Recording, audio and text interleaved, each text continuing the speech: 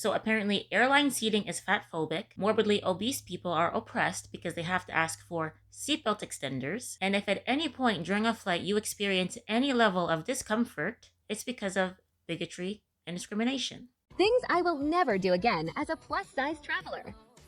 Being scared to ask for a seatbelt extender and sacrificing my comfort. Book a middle seat on a plane. They are the worst for plus-size travelers. Try to make myself as small as possible even though I'm a paying customer. Sit in a seat where the armrests don't raise and leave with bruises from the seat. Stuff myself into the tiny airplane bathrooms. Laughing off the comments that are actually rude about being a plus-size traveler. Not bringing my own towel and only being able to cover a third of my body. Waiting to take a trip until I lose weight. So this plus size influencer by the name of Jae Bae has over 131 followers on TikTok and over 95,000 followers on Instagram. And Jae Bae's specialty is making content for obese women such as herself, and she posts videos like this.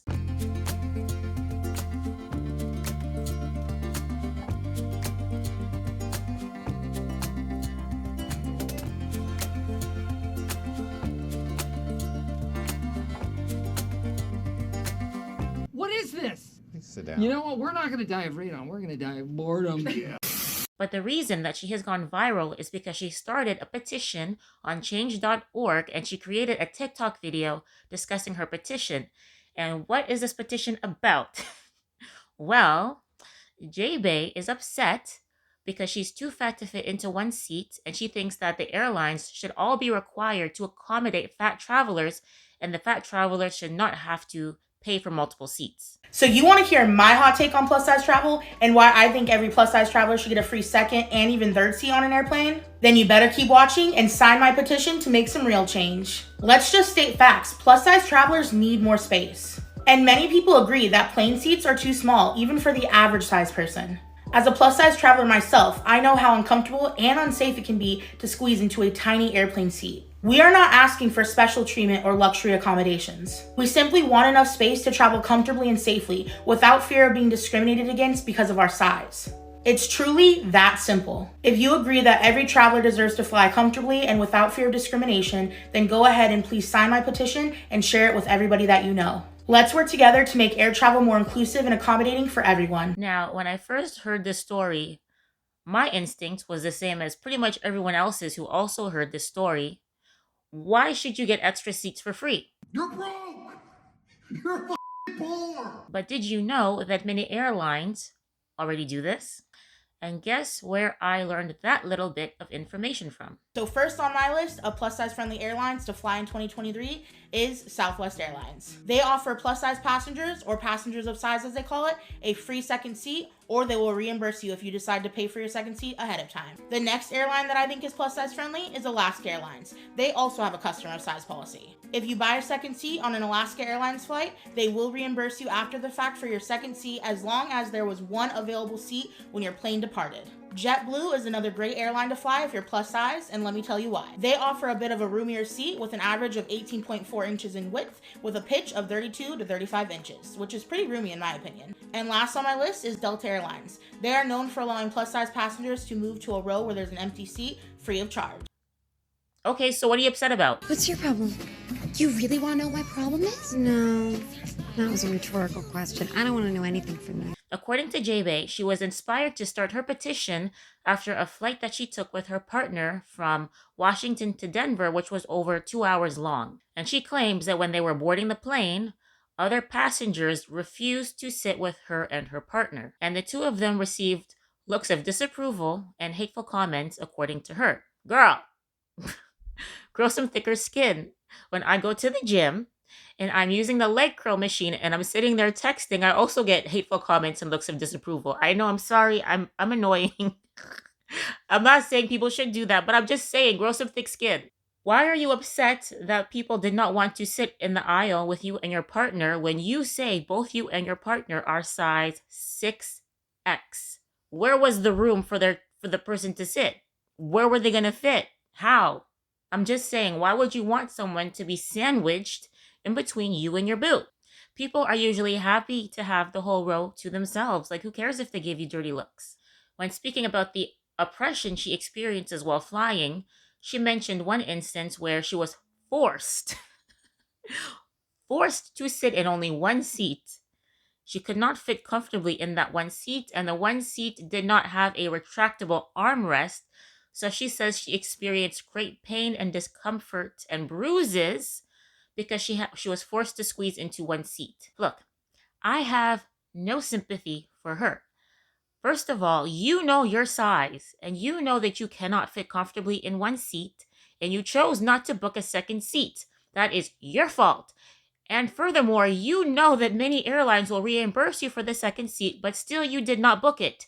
Your fault. And if the flight was full and they were not able to give you a second seat because there was just no space to do so, well, shit happens. That is life. Life is not always fair. Sorry, I have no sympathy. How is that the airline's fault that they had a full flight and you were too fat to fit in one seat? How is that their fault? So I'm not going to read the entire change.org petition because it is long and you'll probably get bored, but I will summarize some of the parts that I feel you guys should hear about. So, number 1. So in her petition, she asked that customers of size, aka morbidly obese flyers, be allowed to board before everyone else because they require more time to get to their seats and they need more space to move comfortably because of their size. So therefore, they should get to board before everyone else, along with the people with disabilities and the families with young children. The fat people should also be able to go with them. She also said the airline industry should be required to change their policies on how they train their staff so that the staff can use language that is more friendly to customers of size, and that the language used should not focus on their body size, shape, or disabilities. Now I ask you this. You want the fat people to be able to board first. How the do you expect the staff to have conversations with the fat people about boarding first without acknowledging their size? You see the big skin girl? She bones are the same size. Her skin is big. She also put in her petition that airlines should be required to put bigger bathrooms and put economy seating with larger seats to accommodate the obese flyers. Bruh. Or customers of size. So basically, she wants them to build whole new airplanes. Just big new ones for fat people. You're the reason this species is a failure, and it makes me angry. Was she not here for 2020 and 2021 when the airlines had to be bailed out because we had a pandemic and people were not allowed to travel? So those same airlines who had to get bailed out by the government, she wants them to spend money to make planes to accommodate her and her fat ass because she cannot fit in one seat. Does that make sense? That's just going to make tickets more expensive for the rest of us. No. You pay for your 2 seats. Sorry, ma'am. But you don't even have to pay for your 2 seats because they reimburse you. So really and truly, all she's upset about is that she wants to be treated more nicely on the flights and she wants them to make bigger seats. That is really what the petition is about. And a lot of people were like, girl, you're not the only one who experiences discomfort on a flight. Shut up.